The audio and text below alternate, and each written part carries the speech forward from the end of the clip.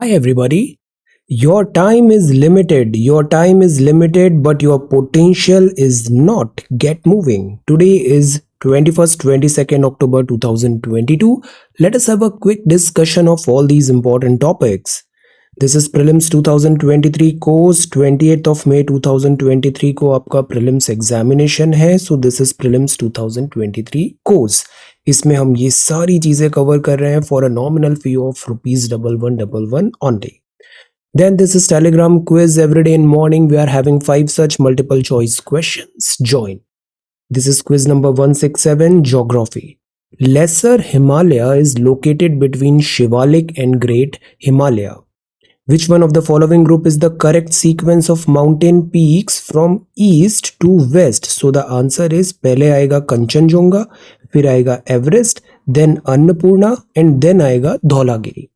Which one of the following states does not lie along Patkai Hills? Patkai Hills, तो Patkai Hills है towards Nagaland, Manipur, Mizoram. Tripura यहाँ पर नहीं होगा. Highest peak of Indian Peninsula है अनाईमुड़ी और Cardamom Hills lie along the border of the states of Kerala and Tamil Nadu. So these are 5 questions for today. आज के सवाल हैं In which state is the Nelong Valley located? Nelong Valley located. The Kullu Valley is situated between the mountain ranges of what? Palghat is situated between which two hills? And Rohtang Pass is located in which state? Which of the following passes led to Leh? Leh. So ये 5 सवाल है आज के लिए. आज की vocabulary है proffer. Proffer मतलब प्रस्ताव करना. Hold out to someone for acceptance offer. Affability, affable होना चाहिए. अफेबल मतलब होता है फ्रेंडलीनेस है. The quality of having a friendly and good natured mannerism. Fluke का मतलब होता है संयोग से. An unlikely chance occurrence, especially a surprising piece of luck. Teeming है. टीमिंग मतलब भरा हुआ है. बी फुल ऑफ और swarming with. Full of, filled with, be brimming with. Then इम्प्रेमेटोर का मतलब होता है इजाजत. An acceptance of something as satisfactory.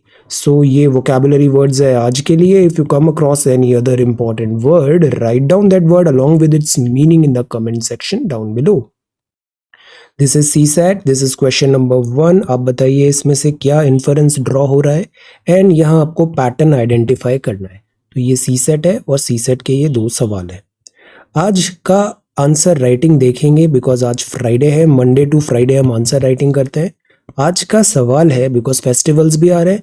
So let us prepare a list. Let us prepare a list of all the important festivals of India. All the important festivals of India. एक list बनाइए सारे religion के, सारे areas के, सारे सब Indian festivals को यहाँ पे हम लिस्ट करने की कोशिश करते हैं. So prepare a list of all the important festivals of India. ये बड़ा अच्छा सवाल है. कल्चर में आपको एक बहुत बड़ा सेक्शन कवर हो जाएगा because India is land of festivals. Okay, so ये आज के सवाल है. देन इन सवालों को आप इस वेबसाइट पे सबमिट कर सकते हैं srajanindia.1. देन आज के सोशल मीडिया अपडेट्स देखते हैं. तो आप हैं नेताजी सुभाष चंद्र बोस जी. आपका विजन था behind the formation of provisional government of Azad Hind Fauj. Azad Hind Fauj facilitate करना mobilization of Indian community East Asia की और सबको ज्वाइन कराना दिस INA में आजाद हिंद फौज में, और ये स्ट्रगल करना और ब्रिटिशर्स को इंडिया से बाहर भगाना. सो ये था आजाद हिंद फौज. तो आज ही के दिन 21 अक्टूबर 1943 को Netaji Subhash Chandra Bose announce the formation of provisional government of Azad Hind at this Singapore में. तो ये डे काफी इंपॉर्टेंट है. शिमला हिमाचल के स्थानीय मेले. तो ये स्थानीय मेले हैं. ये भरारा मेला, ये लावी मेला, महासू जतार, सिपी मेला और रोहड़ू मेला. तो ये है हिमाचल और शिमला के festivals. Can you unjumble these words to find the meaning of Diwali. Diwali का मतलब क्या होता है? Can you unjumble. यहाँ पे क्या लिखा हुआ है? Can you अनजम्बल. देन ये है धामेक स्तूपा. कुछ ही दिन पहले आपको स्तूपा पे आंसर राइटिंग करवाया था. This is stupa. Look at this picture. ये है धामेक स्तूपा. तो धामेक स्तूपा है सारनाथ में. ये मस्ट विजिट आर्कियोलॉजिकल साइट है. सिलेंड्रिकल टॉवर है 43 मीटर हाइट का, और pilgrimage is built partly of stone and partly of brick. तो ये है वाराणसी में। मैं जब इंडियन एयरफोर्स एसएसबी में गया था, this SSB, this Banaras AFSB, तो मैं इसको भी देख के आया था वहाँ पे। This is Dhamek stupa. Then this is national council of science museum में हम demise of pioneer oral rehydration therapy के डॉक्टर दिलीप महालनबिस को यहाँ पे याद कर रहे हैं। तो ये जो ORS है, ओरल रिहाइड्रेशन थेरेपी में जो हम ORS पाउडर यूज करते हैं, WHO प्रिस्क्राइब्ड, ये एक गेम चेंजर रहा है, एक गेम चेंजर रहा है, और इससे लाइफ सेव करना बहुत आसान हो गया है because it is very convenient. Cholera patient hydrated during their illness में ORS काफी इस्तेमाल होता है। तो महामारी के टाइम पे जो लाइफ लॉस होता था, अब हम उसको कंटेन कर लिया है। देन ये है डायनामाइट। दिस इज 1863 और Swedish chemist, engineer and industrialist Alfred Nobel इसी दिन बॉर्न हुए थे, October 21, और डेटोनेटर को इन्वेंट किया था। Invented a practical detonator. Wooden plug था इसमें, लार्जर चार्ज था, नाइट्रोग्लिसराइन हेल्ड मेटल कंटेनर था, और फिर इसको आगे बनाया, और फिर इसी से ये जो वेपन्स हम इतने देखते हैं, वो फोर्स फैक्ट्रीज, 90 आर्मामेंट्स वगैरह, तो एक बहुत बड़ा दिस वेपन मैन्युफैक्चरर यहाँ पे बने। बट एक दिन फिर हृदय परिवर्तन हुआ और फिर कहा कि ये जो वेपन ऑफ मास डिस्ट्रक्शन है, नॉट गुड, हमें सारा जो विल है वो पीस की तरफ लगाना चाहिए, और फिर उसके बाद ये नोबेल प्राइज स्टार्ट हुए। तो ये डायनामाइट यहाँ पर इस तरीके से पायोनियर यहाँ पर रहे। तो merchant of death to champion of peace. Then how to deal with stray dogs. See, stray dogs का टॉपिक कल भी हमने देखा था। स्ट्रे डॉग्स को डील कैसे किया जा सकता है?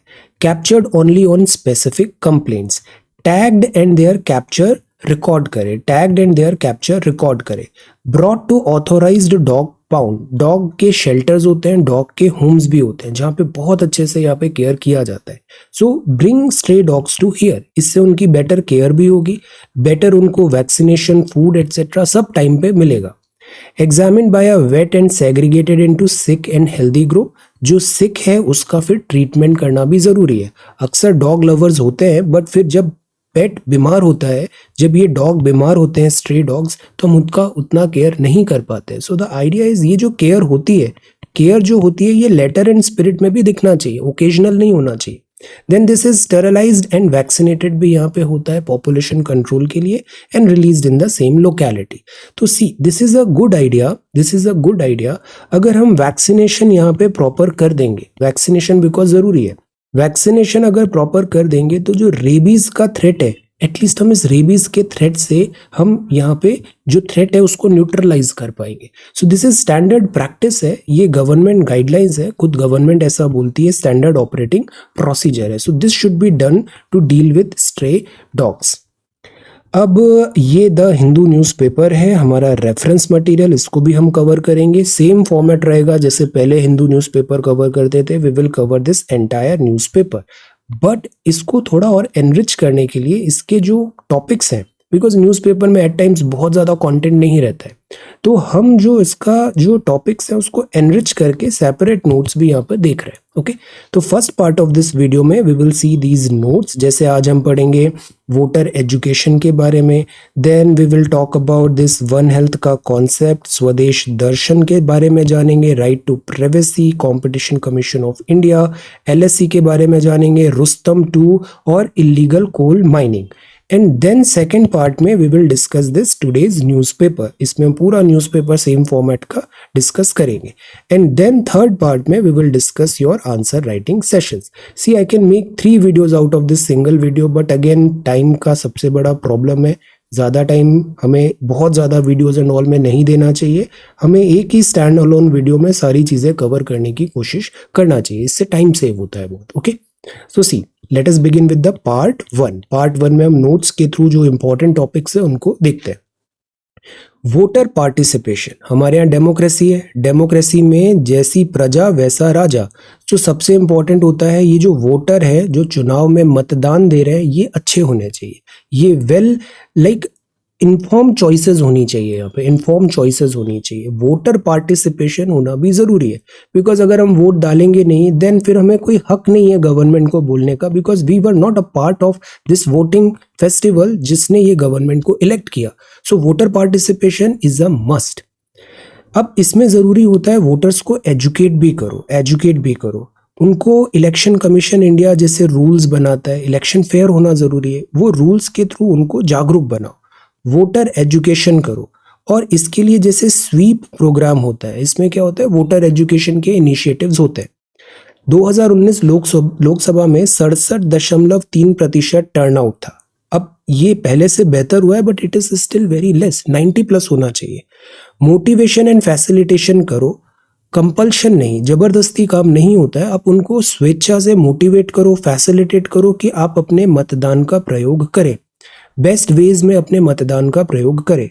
इंस्टीट्यूशनल पार्टिसिपेशन में आगे बढ़ाएं, स्कूल कॉलेज में रजिस्ट्रेशन फैसिलिटीज ओपन करें, वोटर क्लब बनाएं, कैंपस एम्बेसडर बनाएं, यूथ आइकन्स करें, और इस तरीके से लोगों को जागरूक करें कि वोट डालो, वोट डालना बहुत ज़रूरी है। एम्प्लॉयर्स जो हैं वो भी एनकरेज करें कि ऑफिसेज में ऐसी फैसिलिटीज़ हो कि हम वोट का जो फेस्टिवल है उसमें सब पार्टिसिपेट करें, इलेक्शन फेस्टिवल में। और एनफोर्स भी कराए हम लॉज को, कई बार हम लीगली भी हम कर सकते हैं। ऑल्दो स्वर्ण सिंह कमेटी ने बोला था कि राइट टू वोट भी हम करते हैं, ये मैंडेटरी कर दें कि वोट डालना चाहिए, टैक्स डालना चाहिए। बट हमारे यहाँ ऐसा है कि हम एनकरेज करते हैं, नज करते हैं, but it is not like कि पेनल्टी लग जाएगी आप पे। तो द आइडिया इज कि एम्प्लॉयज को जब वोट होता है उस दिन छुट्टी भी होती है, तो ऐसा कल्चर नहीं हो कि छुट्टी मिली है तो let us go and enjoy. No, first cast your vote then you go and enjoy, this should be the way forward.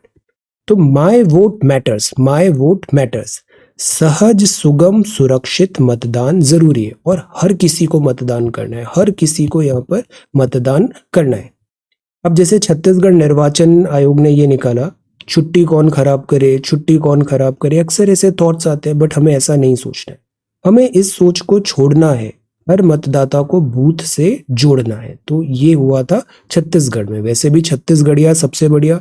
अब I am eligible, I am enrolled, are you, खुद को एनरोल भी करो। जैसे ही आप 18 प्लस होते हो खुद को एनरोल करो। और ये पोर्टल है voterportal.eci.gov.in, ये एक हेल्पलाइन ऐप भी है। एनरोल योरसेल्फ, आपके पास वोट का राइट है। रेडियो के थ्रू भी जागरूकता फैला रहे हैं। Hello voters, before you cast your vote know your candidate. आप वोट डालते हो तो कभी आप सोचते हो आप किसको वोट डाल रहे हो, क्यों डाल रहे हो, किन मुद्दों पे डाल रहे हो, ये सोचना जरूरी है। आप उसकी क्वालिफिकेशन देखो, वर्क एक्सपीरियंस देखो, उसके बारे में जानो, क्या उसका कोई क्रिमिनल एंटीसेडेंट्स तो नहीं है। ऐसे करके आप इन्फॉर्म चॉइस करोगे विच इज रिक्वायर्ड। ये जो रजिस्ट्रेशन है, पहले ऐसा होता था साल में एक बार ही होता था, अब इसको बढ़ा के 4 बार कर दिया है। 1 जनवरी, 1 अप्रैल, 1 जुलाई, 1 अक्टूबर। इस बीच में आप कभी भी 18 ईयर्स होते हो, जो नेक्स्ट इमीडिएट जो आ रहा है, जैसे फरवरी में आप हुए 18 के, अप्रैल में आप अपने को रजिस्टर करा दो, मई जून में हुए जुलाई में करा लो। तो ऐसे करके 4 मौके आपको मिल रहे हैं। Register yourself. जो नई जनरेशन है, ये जो जेन जी है, इनको वोट डालना बहुत ज़रूरी है। ओके, अब जो नेक्स्ट टॉपिक है, तो ये तो हो गया ऐसा पहला topic. Okay, so this is topic number 1। अब हम टॉपिक नंबर 2 देखते हैं। टॉपिक नंबर 2 है वन हेल्थ का। बहुत टाइम से हम बड़े जागरूक हो गए कि ये जो प्लैनेट अर्थ है, इसमें रहने वाले एनिमल्स हैं और इसमें रहने वाले ह्यूमंस हैं। ये तीनों अलग नहीं है, ये तीनों एक हैं। All 3 are same, all 3 are equal. Okay, तो यहाँ से कॉन्सेप्ट आता है वन हेल्थ का।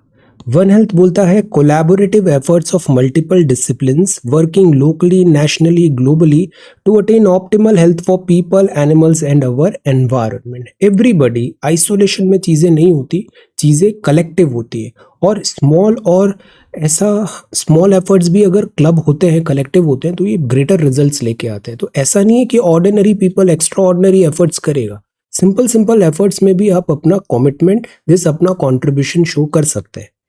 हम कैपेसिटीज बढ़ाएं हेल्थ सिस्टम की, जूनोटिक एपिडेमिक्स एंड पैंडेमिक्स को कम करें। क्या आप कुछ जूनोटिक डिसीजेस के नाम बता सकते हो? ये जूनोटिक का वर्ड क्या है, और जूनोटिक डिसीजेस के कुछ एग्जाम्पल्स बताओ। 4-5 एग्जाम्पल पता होने चाहिए। हम एलिमिनेट करें जूनोटिक डिसीजेस को। Neglected tropical and vector borne diseases को भी, जैसे कुछ डिसीजेस होती है वो इतना ज़्यादा फोकस में नहीं रहती है, नेग्लेक्टेड होती है, तो उधर भी हम उसको एड्रेस करें। Assess, manage and communicate effectively। कर्ब करें एंटी माइक्रोबियल रेजिस्टेंस। जैसे हम एंटीबायोटिक्स जस्ट लाइक दैट ले लेते हैं, नो, एंटी माइक्रोबियल रेजिस्टेंस को कम करना है। एनवायरनमेंट और हेल्थ पॉलिसीज भी सब इंटीग्रेटेड करें, तो सेपरेट नहीं हो चीजें। Human health can not be considered in isolation, we can not live in isolation, we can not live in isolation. यहाँ हम सबको एक साथ आना जरूरी है। Increasing temperature and supporting range expansion of disease vector, जिससे क्लाइमेट चेंज भी हो रहा है, ग्लोबल वार्मिंग भी हो रही है, तो ये जो मॉस्किटोज एटसेट्रा हैं, वेक्टर्स हैं, इनका भी पॉपुलेशन बढ़ रहा है, तो this is a cause of worry. Temperature related mortality जो होता था, rise to rival current level of obesity भी आने लग गया है, डाइट रिलेटेड इलनेस भी आ गया। So the idea is we have to consider all the aspects. कोविड-19 था, इसने हमारी आंखें खोल दी। क्लाइमेट हेल्थ क्राइसिस होना जो है उसको एड्रेस करना जरूरी है। प्लस प्रॉब्लम आ रही है वाटर एंड फूड सिक्योरिटी की, इनसिक्योरिटी हो रही है वाटर एंड फूड, तो ये जो लिमिटेड रिसोर्सेज हैं इसको भी हम देखें। सो द आइडिया इज कि हमको मेन स्ट्रीम हेल्थ में लाना पड़ेगा, बायोडाइवर्सिटी यूएनएफसीसी प्रोग्राम्स को इंटीग्रेट करना पड़ेगा, जितने डेवलपमेंट प्रोजेक्ट्स हैं उनका अप्रेजल भी होना चाहिए कि हम राइट डायरेक्शन में जा रहे हैं या नहीं। रेड प्लस जो इनिशिएटिव है, फुल फॉर्म बताइए रेड प्लस का, REDD प्लस। तो again we are living in totality, environment forest degradation जो है, एनवायरनमेंट डिटीरियोरेशन फॉरेस्ट डिग्रेडेशन, इसको कम करें।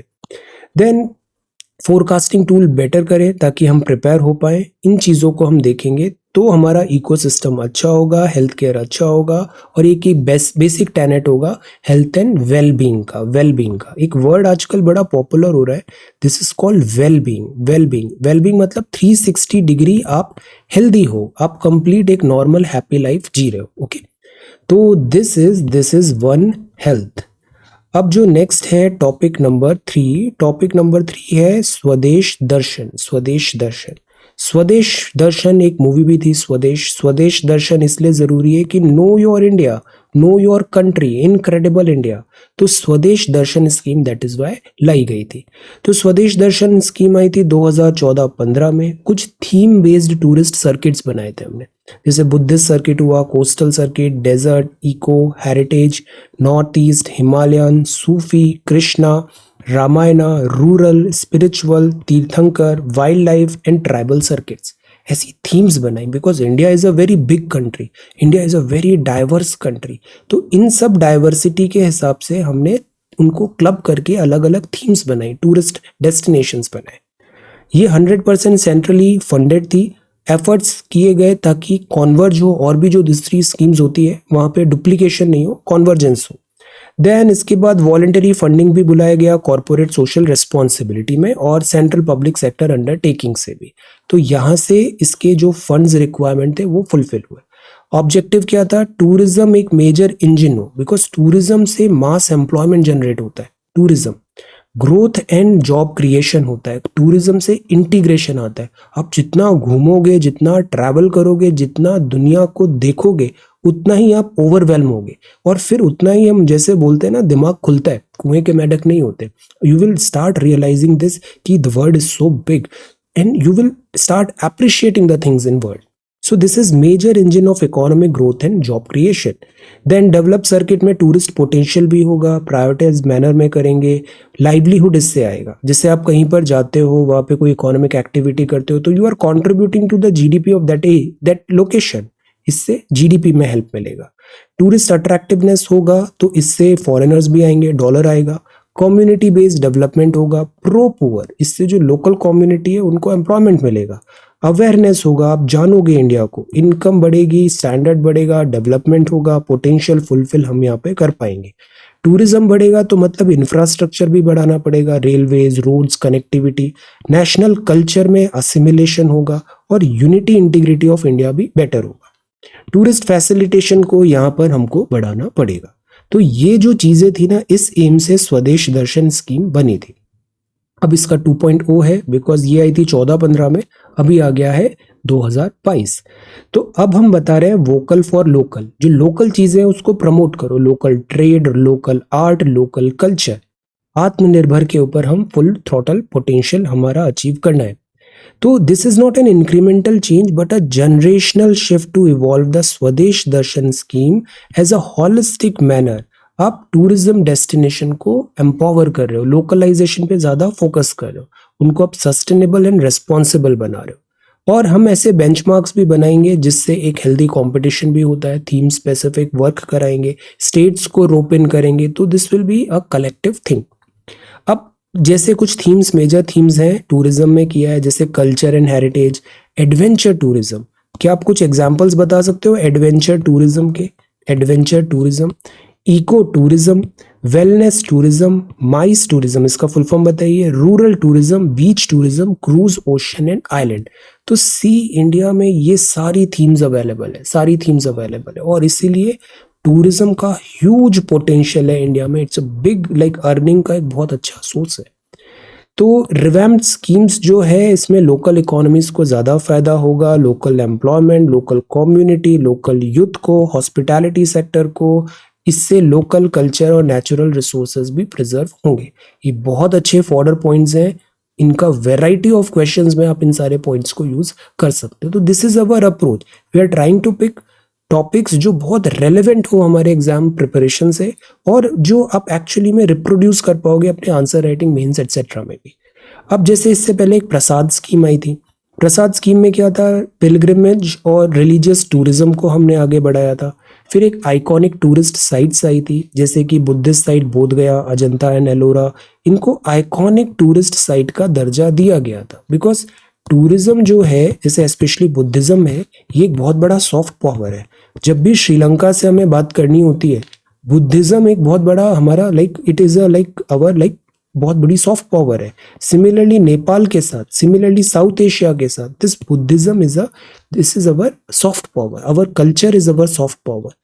बुद्धिस्ट एनक्लेव भी हुआ, और देखो अपना देश इनिशिएटिव भी चल रहा है कि you should know about your own country. आप इंडिया के हो तो आपको इंडिया के बारे में जानकारी होना चाहिए।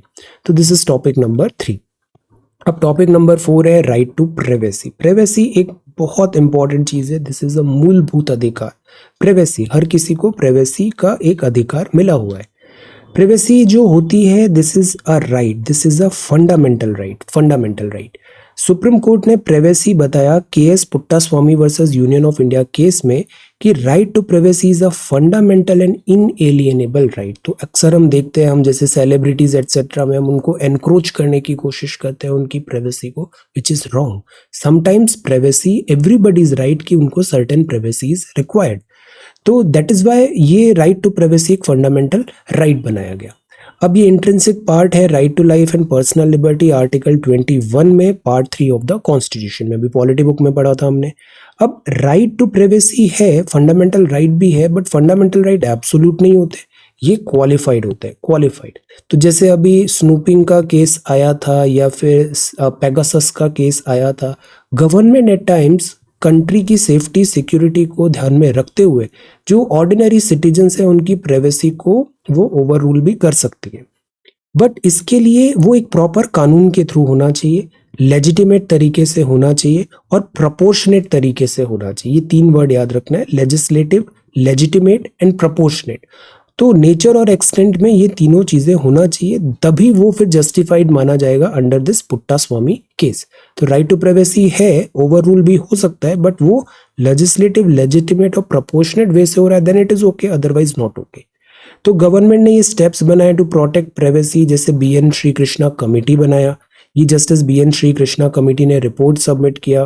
फिर एक अभी एक्ट भी आया था, बिल भी आया था, बट वो विड्रॉ कर लिया गया, ड्राफ्ट प्रपोजल। अभी एक नया प्राइवेसी का bill is work under progress है। इंफॉर्मेशन टेक्नोलॉजी एक्ट में भी प्राइवेसी के बारे में मेंशन है। तो देखो कितने अच्छे आपको फॉर्डर पॉइंट्स मिल गए राइट टू प्राइवेसी के। सिमिलरली आगे एक पेपर में न्यूज है, गूगल को कंपटीशन कमीशन ऑफ इंडिया ने एक पेनल्टी लगाया। तो what is competition commission of India? Competition commission of India actually, competition हमेशा ओपन होना चाहिए और फेयर होना चाहिए, फेयर होना चाहिए।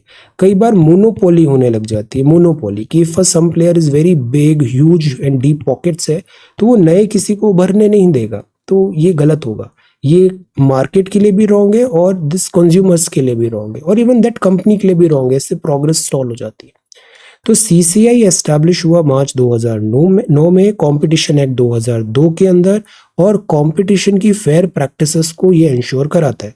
फेयर प्रैक्टिसेस मतलब एंटी कॉम्पिटिटिव अग्रीमेंट्स नहीं होना चाहिए, अब्यूज ऑफ डोमिनेंस नहीं होना चाहिए, और ऐसे रिलेटेड कॉम्बिनेशन। ये जो मेल प्रैक्टिसेस होती है कंपटीशन के टाइम पे, इसको दूर करता है, सस्टेनेबल कंपटीशन बढ़ाता है, इंटरेस्ट ऑफ कंज्यूमर बचाता है, फ्रीडम ऑफ ट्रेड रखता है, रोबस्ट कंपटीशन रखता है, प्रोएक्टिव एंगेजमेंट रखता है स्टेक होल्डर्स के साथ। This is competition. अब सेंट्रल गवर्नमेंट इसको कमीशन को अपॉइंट करती है। इसमें एक चेयरपर्सन और 6 मेंबर होते हैं और ये क्वाजी जुडिशियल बॉडी होता है। What is the meaning of this word quasi judicial? Quasi judicial का मतलब क्या होता है? टेल। देन इसमें चेयरपर्सन एंड अदर मेंबर्स भी होते हैं, होल टाइम मेंबर। तो what is this? This is competition commission of India. अब हमें सीसीआई पता चल गया ना, अब हम गूगल का केस आगे देखेंगे। देन ये है टॉपिक नंबर 6 और ये है line of actual control. Line of actual control, see. LAC क्या है? जैसे ये इंडिया है। अब जम्मू एंड कश्मीर में हिस्टोरिकली ऐसा हुआ कि लाइंस प्रॉपरली यहाँ पर ड्रॉ नहीं हो पाई, और इसके बाद जो पाकिस्तान एंड चाइना की तरफ से डिफिकल्टीज आई, तो द आइडिया इज एक्चुअली जो आज सिचुएशन है ऑन ग्राउंड सिचुएशन ये है कि ये एक लाइन बनी हुई है और ये एरिया अभी चाइना के कंट्रोल में। देन यहाँ पर भी एक लाइन बनी हुई है और this area is controlled by Pakistan.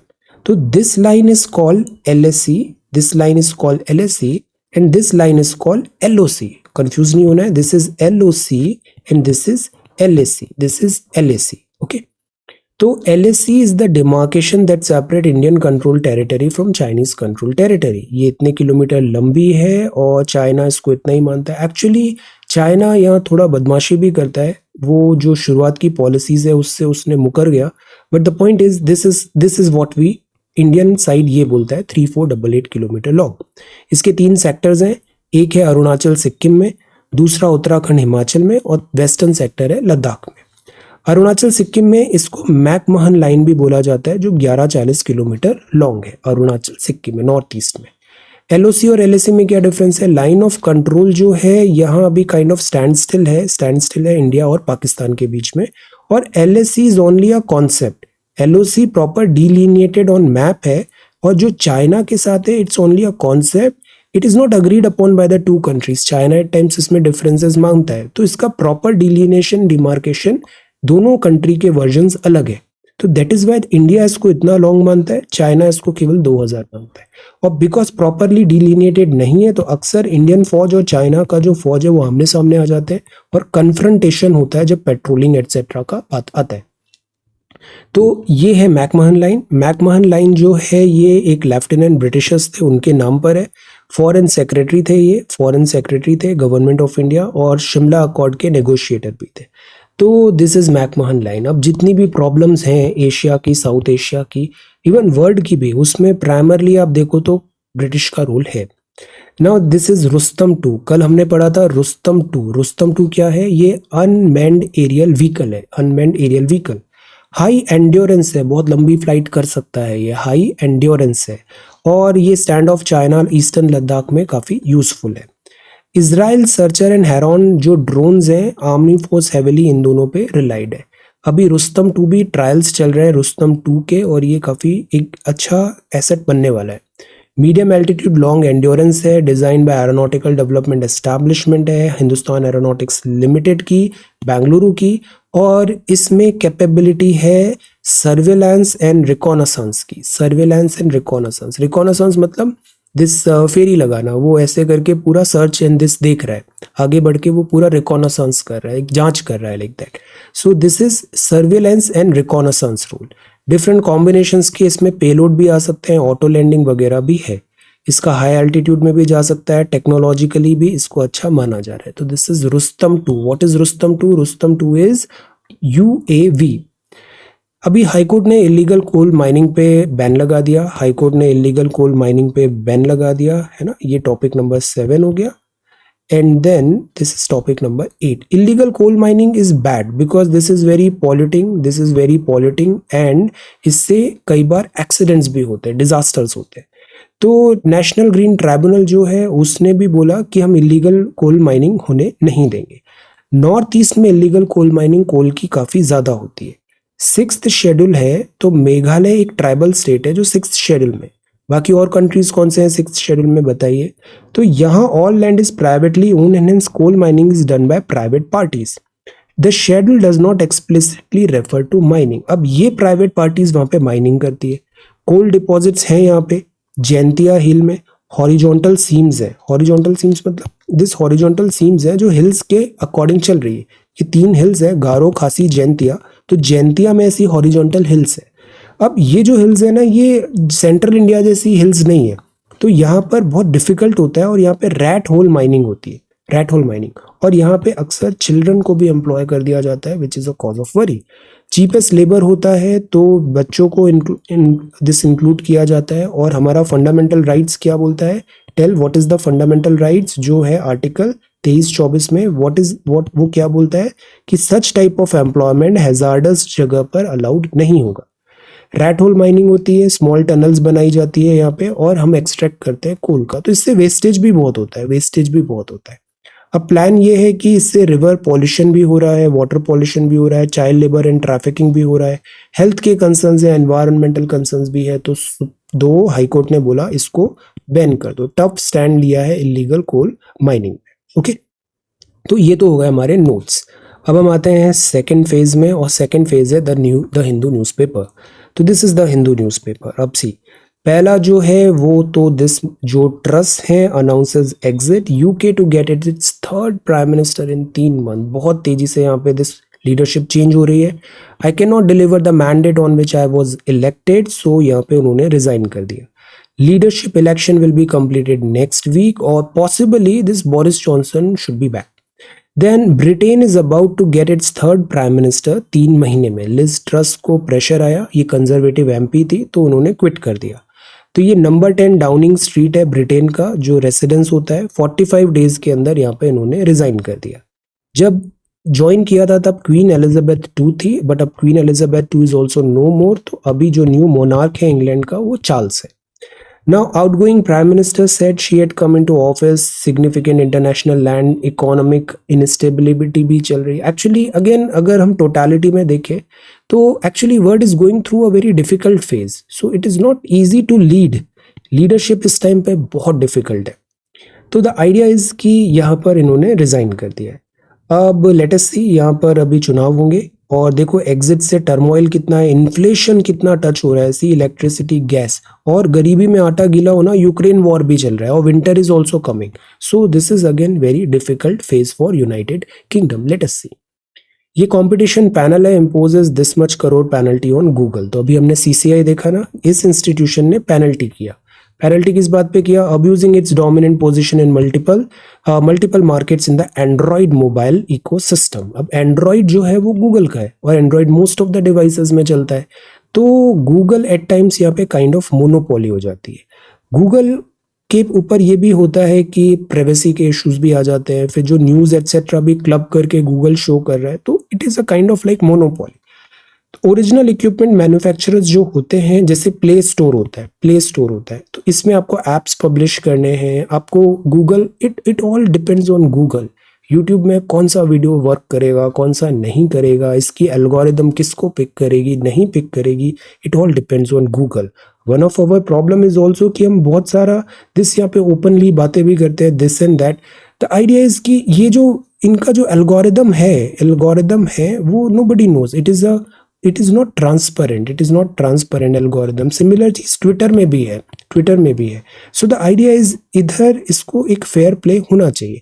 Similar चीज डिजाइन जो होती है, इवन एप्पल में भी यही बोला जाता है, टेक कंपनीज में भी, कि आपका जो प्लेटफॉर्म है, आपका जो ऐप स्टोर है या फिर प्ले स्टोर है, विच टाइप ऑफ एप्स को प्रमोट कर रहे हैं, रेवेन्यू शेयरिंग कैसा है, because they charge a certain fee as well.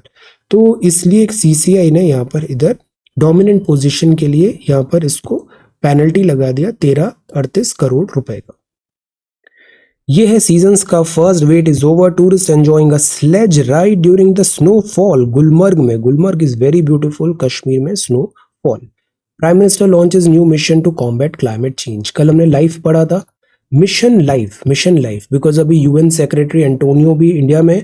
और मिशन लाइफ क्या है, लाइफस्टाइल फॉर एनवायरनमेंट। हमको अपनी लाइफस्टाइल में चेंजेस करने की जरूरत है, एवरीबडी। न्यू इनिशिएटिव है, सस्टेनेबल और हेल्दी रहो, हेल्दी लाइफस्टाइल करो, सस्टेनेबल लाइफस्टाइल करो। ये स्टैच्यू ऑफ यूनिटी में स्टार्ट हुआ गुजरात में। Climate change, global warming is a reality, so we need to have neo-determinism, fight against climate change. Then life का लोगो टैगलाइन भी रिलीज हुआ है, एक्सटर्नल अफेयर मिनिस्टर भी थे यहाँ पे. तो this is life. What is life? Life style for environment, life style for environment. Then this is withdraw and this is the front page of the Hindu. अब see, ये बड़ा अच्छा टॉपिक है. Honesty shops inculcate virtues among students. See, क्या होता है कि बहुत सारी चीजें डिस्क्रिशनरी होती है. तो ऑनेस्टी इज नॉट समथिंग कि जब वो वॉच हो रहा है, अंडर सर्विलेंस है, अंडर दिस रूल्स है, तभी आप दिखाओगे. जब नोबडी इज वॉचिंग यू, तब क्या आप इस कंडक्ट को शो कर पा रहे हो या नहीं कर पा रहे हो. जैसे एथिक्स क्यों इतना इंक्लूड किया गया दिस यूपीएससी एग्जामिनेशन में? बिकॉज जब आप ब्यूरोक्रेट बनते हो तो बहुत सारा ग्रे एरिया होता है, वहाँ रूल्स साइलेंट होते हैं, रूल्स साइलेंट होते हैं. ये आपका डिस्क्रिप्शन है, आप ये काम कर भी सकते हो, ये आपका डिस्क्रिप्शन है, ये काम आप नहीं भी कर सकते हो. बहुत सारे जो लॉज होते हैं उनमें लूप होल्स भी होते हैं, लूप होल्स भी होते हैं.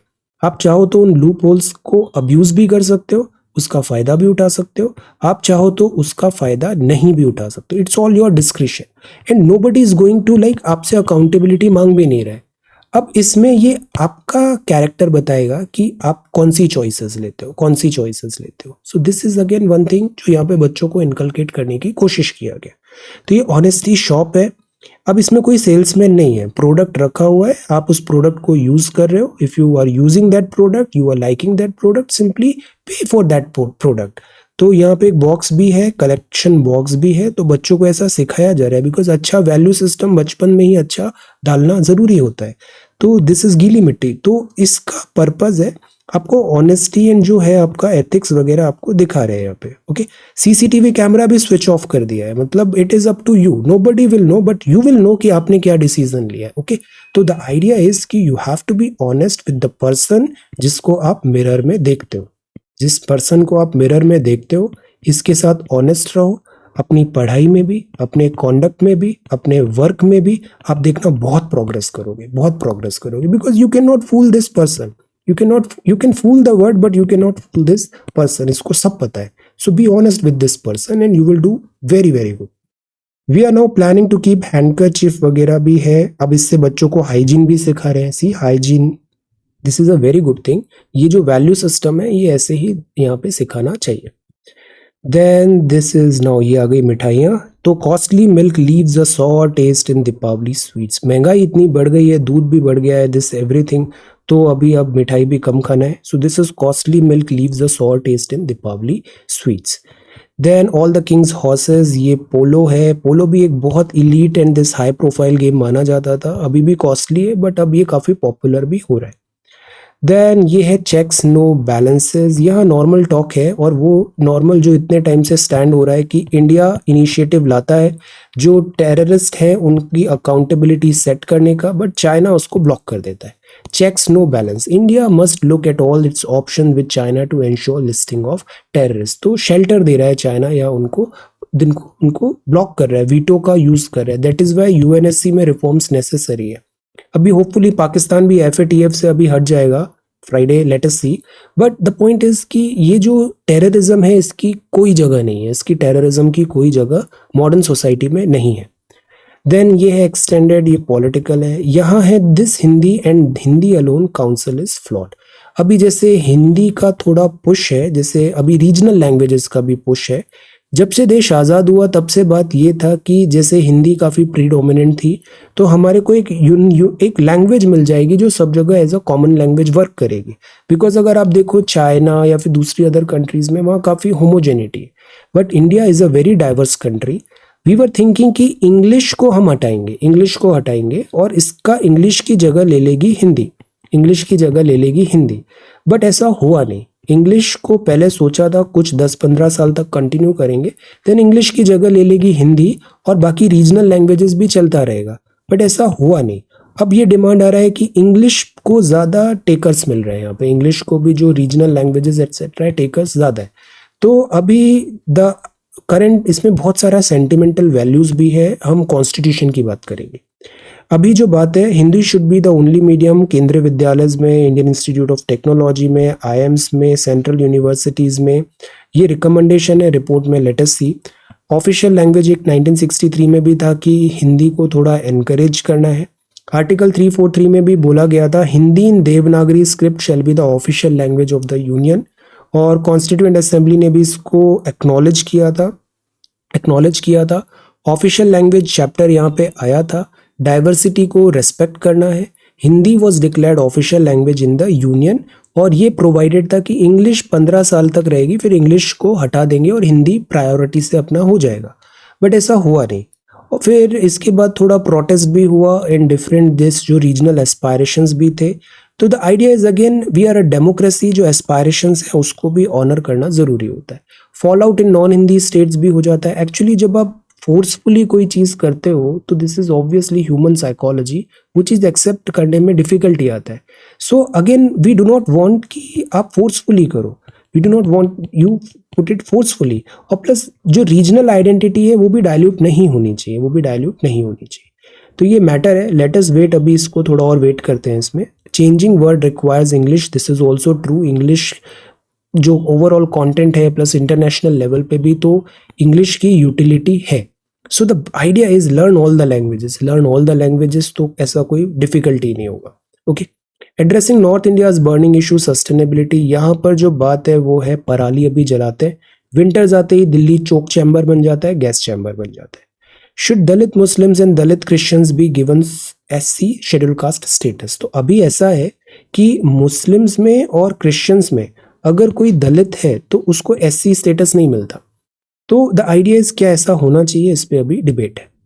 देन पोक्काली पैडी इन ट्रबल्ड वाटर, ये पोक्काली है पैडी धान, तो वुमेन हार्वेस्टर है, पोक्काली पैडी कर रहे हैं यहाँ पे केरला में।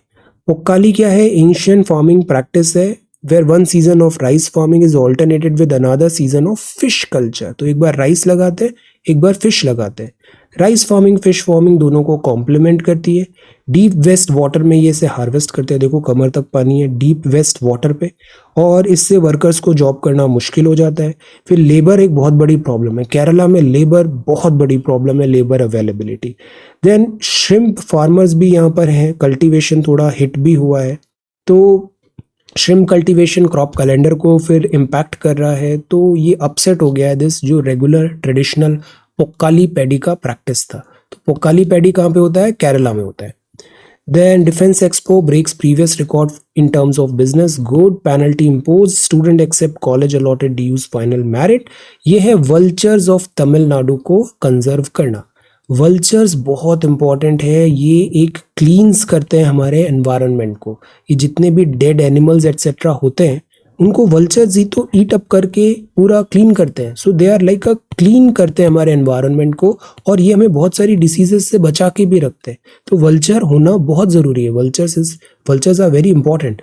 But the point is past some time से वल्चर्स की पॉपुलेशन डिक्लाइन हुई है। स्टेट में 4 स्पीशीज हैं वल्चर की, white rumped vulture, long billed vulture, Asian king vulture, Egyptian vulture, और तमिलनाडु में इन सबको प्रोटेक्ट करने का कोशिश किया जा रहा है। एक वल्चर का रेस्टोरेंट भी एक कॉन्सेप्ट थोड़े टाइम पहले आया था। मुद्दुमलाई टाइगर रिजर्व है, नीलगिरी फॉरेस्ट है, सत्यमंगलम टाइगर रिजर्व है, ये स्ट्रॉन्ग होल्ड है वल्चर्स का। हिमालयन ग्रिफॉन वल्चर भी आ जाता है यहाँ पे। So this is like vultures are there, और इन वल्चर्स का landscape, habitat, breeding pattern etcetera यहाँ टोटलिटी में कवर हो रहा है। ओके, देन वल्चर्स बहुत इंपॉर्टेंट होते हैं इकोसिस्टम में। ये स्प्रेड ऑफ डिसीजेस को स्टॉप करते हैं because they clean the detritus, carcasses जो होते हैं उसको क्लीन करते हैं, डिकम्पोज को, हार्मफुल सब्सटेंस को हटाते हैं। तो ये चैलेंजेस हैं यहाँ पे। बहुत सारे इंसिडेंट्स भी आए कि अबैंडन कर दिया nesting states because humans encroach कर रहे हैं उनके एरिया पे, क्लैशेस भी हो रहे हैं। फिर एक डिक्लोफेनाक भी एक आया था, इससे उधर क्या हो रहा था, जो उनके एग्स थे वो नहीं बन पा रहे थे, किडनी फेलियर भी हो रहा था। तो ये डाइक्लोफेनाक जो यूज़ करते हैं as a pain killer cattles को, और फिर वो कैरकैसेस अगर वल्चर्स लेते हैं तो ये डिफिकल्टी देखने को मिला था। तो दैट इज़ वाई इसको बैन भी कर दिया गया है। आगे मैं आपको डिफरेंट टाइप्स ऑफ वल्चर्स भी बताता हूँ। ये सारे नोट्स मैंने यहाँ पे लगा दिए, इसको एक बार आप अच्छे से देखना। जैसे ये सारे मोस्टली क्रिटिकल एंडेंजर्ड ऐसी वल्चर स्पीशीज, ये सारी तो इनके नाम आपको पता होने चाहिए, है ना, स्पेशली क्रिटिकली एंडेंजर्ड स्पीशीज का। These are vultures, okay. Then pandemic and a free press, how the largest democracy reported on Covid. तो कोविड में जैसे ये हमने देखा था माइग्रेंट वर्कर्स क्राइसिस लॉकडाउन के टाइम पे, तो इसमें एक्यूरेट रिप्रेजेंटेशन रिपोर्टिंग भी जरूरी होता है। शैम्बल्स का मतलब बहुत बुरी स्थिति में है। शैम्बल्स प्लूरल सिंगुलर की तरह यूज होता है, सिंगुलर की तरह यूज होता है। जैसे after the riots the place was a shambles, shambles ये सिंगुलर है। Communal disturbances, the posh area became a shambles. Dacoits left the house in a shambles, S लगा हुआ है but this is singular. Then shambolic मतलब बहुत chaotic है, it was a shambolic meeting, कोई काम नहीं हुआ। To get on like a house on fire मतलब आप वहां पे बहुत अर्जेंसी लगा रहे हो। विगरस है, फास्ट है, एक्सेलेंट है, house on fire. She is getting on with her work like a house on fire, बहुत काम है, house on fire. You don't have to worry about him at all. He's getting on with his boss like a house on fire. When they met at the party for the first time, they got on like a house on fire. So this is English. Okay. Then this is कोटरी। कोटरी मतलब exclusive circle of people with a common purpose, एक pack है वहां पे, inner circle है ना। तो this is कोटरी। जैसे हम सब एग्जाम की यहाँ पे आप लोग तैयारी कर रहे हो, this is a coterie. Okay. Army का fourth round of emergency procurement made in India है, to be from India, excellent. Defence expo. Interpol ने लॉन्च किया मेटावर्स, जैसे हम मूवीज में देख रहे हैं ना, पुलिस स्पाई और इन सब का मेटावर्स बन रहा है। सो पुलिस वालों का, ऑफिसर्स का मेटावर्स लाइक मूवीज में। तो सिमिलरली मेटावर्स होगा, बिकॉज जो आज की डेट में क्राइम है वो ट्रांसनेशनल हो गया है, तो एक connectivity is required law enforcing agency में भी। Then this is IF roadmap है, 3 structures within space drone। And this HAL का डील हुआ, low pressure area bay of Bengal में बन रहा है, इंटेंसिफाई होगा cyclone, forest conservation fringe, continue assertive fighting, wolf diplomacy, wolf warrior diplomacy, कल परसों पढ़ाया था ना वुल्फ वॉरियर डिप्लोमेसी। 1962 भी कल पढ़ा था हमने। फिलीपींस को मिलिट्री हेलीकॉप्टर यूएस दे रहा है, लो एक्सपोर्ट्स है, good. And this is sports. Okay, so ये तो हो गया हमारा द हिंदू न्यूज़पेपर। अब हम थर्ड राउंड पे आते हैं, थर्ड फेज में आते हैं और आंसर डिस्कशन करते हैं। ये 2 सवाल थे, आप लोग बहुत अच्छा लिख रहे हो, इसको कंटिन्यू करो। Fundamental rights enshrined in the constitution of India और आयुष, आयुर्वेदा, यूनानी, दिस आयुष मेडिसिन पे हमें एक नोट तैयार करना था। तो सॉर्ट बाय ओल्डेस्ट करते हैं इसे। और सबसे पहले आंसर लिखा अभय ने। अभय बहुत अच्छे आंसर्स लिख रहा है, क्वालिटी है, consistency, I am very happy, these are really good answers. Okay. FR को देखो कितने अच्छे से कंसोलिडेट किया, सी कितना आसान है। आप ऐसा सब लोग जल्दी जल्दी लिखो, टू द पॉइंट लिखो और रोज लिखो, आपको बहुत प्रोफिशिएंसी आ जाएगी इन सब कामों में। ओके। देन आयुष के बारे में भी लिखा, see vision of AYUSH mission, then funding pattern, सारी इन मेडिसिन के बारे में भी थोड़ा और डिटेल में बताओ। आयुर्वेदा क्या है, यूनानी क्या है, सिद्धा क्या है, होम्योपैथी क्या है, थोड़ा डिटेल में इनको जानना चाहिए। शुभांगी ने बहुत अच्छे से बताया, देखो आयुष क्या है, योगा, नेचुरोपैथी, यूनानी, फिर सिस्टम्स भी बता दिए, ऑब्जेक्टिव्स, वेरी गुड। अब देखो ये बड़ा अच्छा आंसर है, स्टेप्स भी बताए और ये सारी चीजें बताई। This is a very good answer, note style में आप लिख रहे हो, रिवीजन आपका बहुत अच्छा होगा। क्रिटिसिज्म एंड वे फॉरवर्ड भी बताया कि यहाँ पर हमें जो मेल प्रैक्टिसेस भी हो जाती है, स्टैंडर्डाइजेशन की भी जरूरत होती है, वो रिक्वायर्ड है। Then this is again really good. Shubhangi आप बहुत अच्छा कर रहे हो, इसी तरीके से कंटिन्यू करो, पढ़ते चलो, आपका बहुत सारी चीजें अभी बहुत जल्दी कवर हो जाएगी। और इसको रिवाइज भी करो। चंदन आप भी बहुत अच्छा लिखते हो, this is really good, features भी लिखे एंड दिस। तो देखो हमने पढ़ा और उसको लिख लिया, अब ये चीज आपको कंठस्थ हो जाएगा, याद हो जाएगा, बैंक हो जाएगा। Vimal you are again really good, see fundamental rights. तो बड़ा सिंपल है, आप पढ़ाई करो, उसको अपने शब्दों में कंसोलिडेट कर लो और फिर उसको रिवाइज कर लो, तो ये बहुत हेल्प करेगा।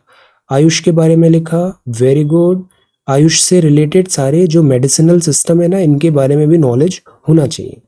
पूजा this is really good, national AYUSH mission, steps लिखे, चैलेंजेस। आयुष के बारे में भी बताओ, आयुर्वेदा क्या है, यूनानी क्या है, सिद्धा क्या है, होम्योपैथी क्या है, इनकी जानकारी होना चाहिए।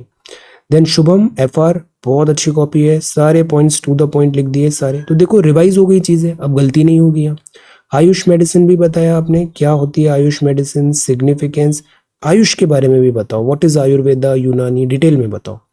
Then this is fundamental rights, Shalini this is very good, see कितने अच्छे से कंसोलिडेट कर दिया।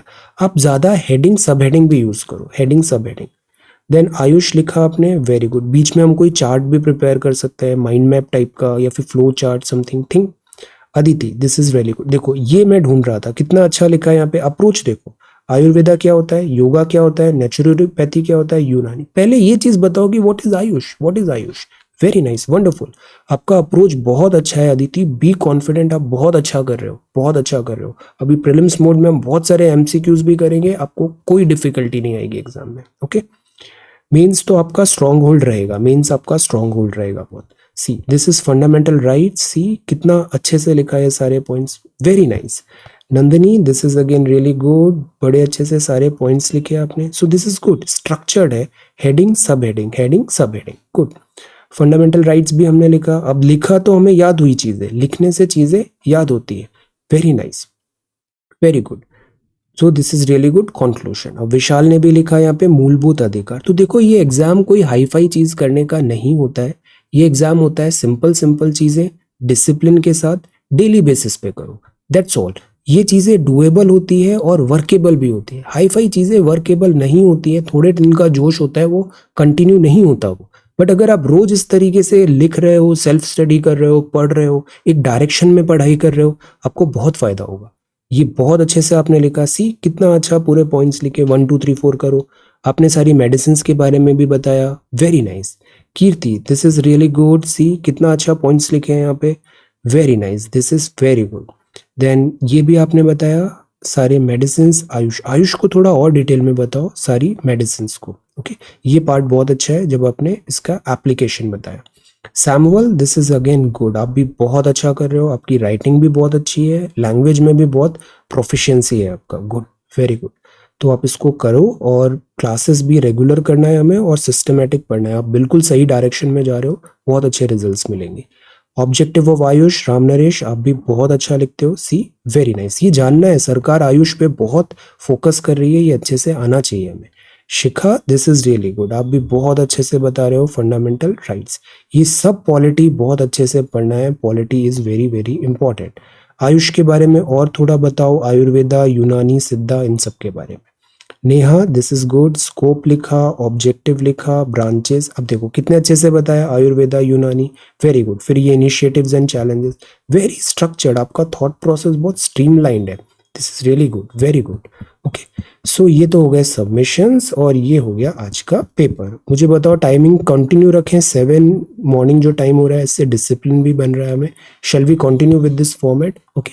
सो thank you so much for watching this video, take care, study well and be safe.